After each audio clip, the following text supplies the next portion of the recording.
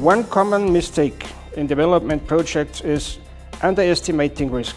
Construction requires constant review and disciplined adjustments to stay on track.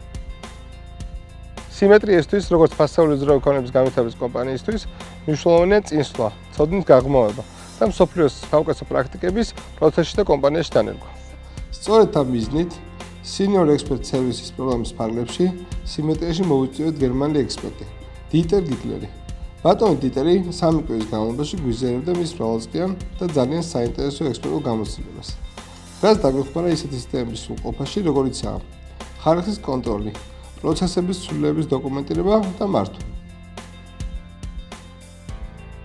After my study, I started with the project management, and after a while, it became to the leadership of the technical belongings, and at the end, I was number 1 in the Middle East construction technical department, the European part. So I was also in Great Britain, I was in China, I was in India, I was in South America and Northern Africa.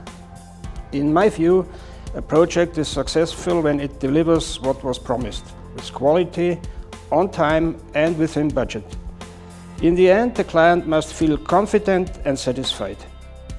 During my time with Symetria, we focused on reviewing the main process and the organizational structure, ensuring clear responsibilities, better coordination and stronger project control.